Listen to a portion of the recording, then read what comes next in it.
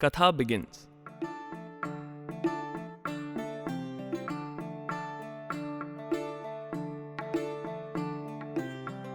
The Arabian Nights. Written by Andrew Lang. Read by Vedant.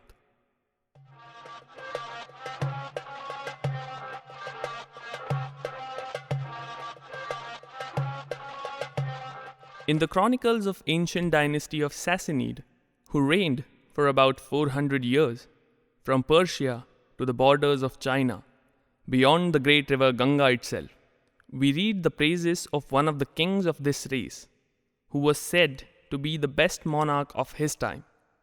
His subjects loved him, and his neighbors feared him. And when he died, he left his kingdom in a more prosperous and a powerful condition than any king had done before him.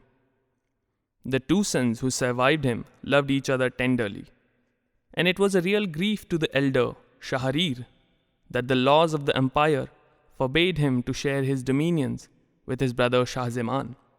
Indeed, after 10 years, during which this state of things had not ceased to trouble him, Shahriar cut off the country of Great Tartary from the Persian Empire and made his brother king.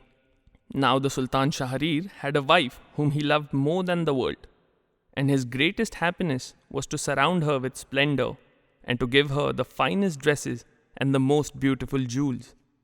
It was therefore with the deepest shame and sorrow that he accidentally discovered that she had deceived him completely, and her whole conduct turned out to have been so bad that he felt himself obliged to carry out the law of the land.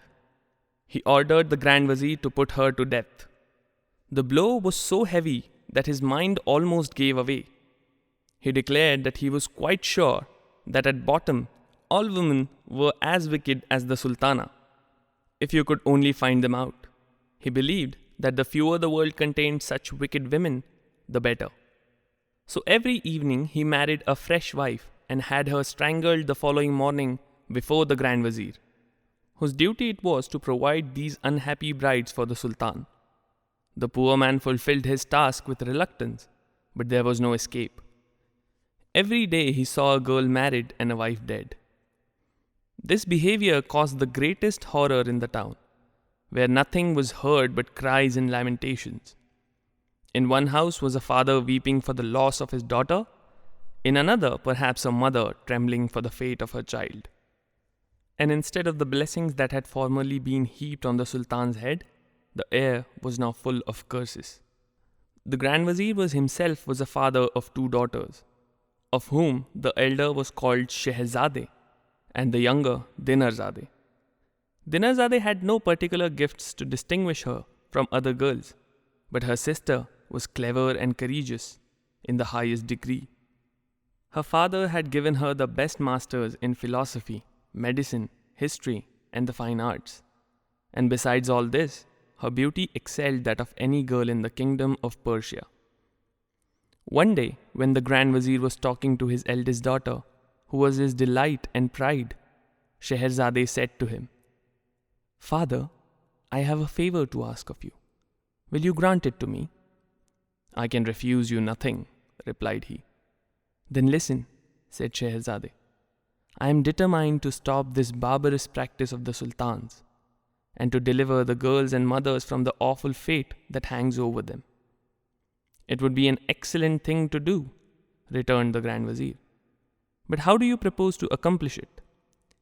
"My father," answered Scheherazade, "it is you who have to provide the Sultan daily with a fresh wife, and I implore you, by all the affection you bear me, to allow the honor to fall upon me." "Have you lost your senses?" cried the Grand Vazir. "What has put such a thing into your head? You ought to know by this time what it means to be the Sultan's bride." "Yes, my father, I know it well," replied she, "and I am not afraid to think of it. If I fail, my death will be a glorious one, and if I succeed, I shall have done a great service to my country." "It is of no use," said the Grand Vazir. "I shall never consent. If the Sultan was to order me to plunge a dagger in your heart, I should have to obey. What a task for a father! If you do not fear death, fear at any rate the anguish you would cause me." "Once again, my father," said Scheherazade, "will you grant me what I ask?" "Are you still so obstinate?" exclaimed the Grand Vazir. "Why are you so resolved upon your own ruin?" But the maiden absolutely refused to attend to her father's words. In despair, the Grand Vazir was obliged to withdraw, and went sadly to the palace to tell the Sultan that the following evening he would bring him Scheherazade. The Sultan received this news with greatest astonishment. "How have you made your mind?" he asked, "to sacrifice your own daughter to me?" "Sir," answered the Grand Vazir, "it is her own wish. Even the sad fate that awaits her could not hold her back." "Let there be no mistake, Wazir," said the Sultan. "Remember, you will have to take her life yourself. If you refuse, I swear that your head shall pay forfeit." "Sir," returned the Wazir, "whatever the cost, I will obey you. Though a father, I am also your subject." So the Sultan told the Grand Vazir he might bring his daughter as soon as he liked. The Wazir took back this news to Scheherazade, who received it as if it had been the most pleasant thing in the world. She thanked her father warmly for yielding to her wishes, and seeing him still bowed down with grief, told him that she hoped he would never have to repent, allowing her to marry the Sultan. Then she went to prepare herself for the marriage, and asked for her sister Dinarzade should be sent for to speak to her. When they were alone, Scheherazade addressed her thus: "My dear sister, I want your help in a very important affair. Father is going to take me to the palace to celebrate my marriage with the Sultan. When His Highness receives me, I shall beg him, as a last favor, to let you sleep in our chamber, so that I may have your company during the last night I am alive. If, as I hope, he grants me my wish, be sure that you wake me in an hour before the dawn, and speak to me in these words: 'My sister, if you're not asleep, I beg you, before the sun rises, tell me one of your charming stories. Then I shall begin, and I hope by this means to deliver the people from the terror that reigns over them.' Dinarzade replied that she would do with pleasure what her sister wished. When the usual hour arrived, the Grand Vazir conducted Scheherazade to the palace and left her alone with the Sultan. He bade her raise her veil and was amazed at her beauty. But seeing her eyes full of tears, he asked what the matter was.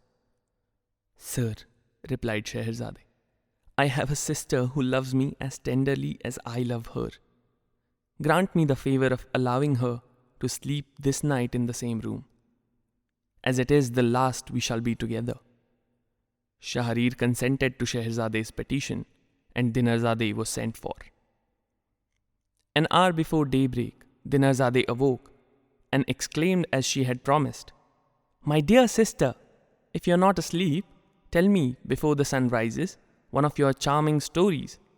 It is the last time that I shall have the pleasure of hearing you." Scheherazade did not answer her sister, but turned to the Sultan. "Will your Highness permit me to do as my sister asks?" said she. "Willingly," he answered.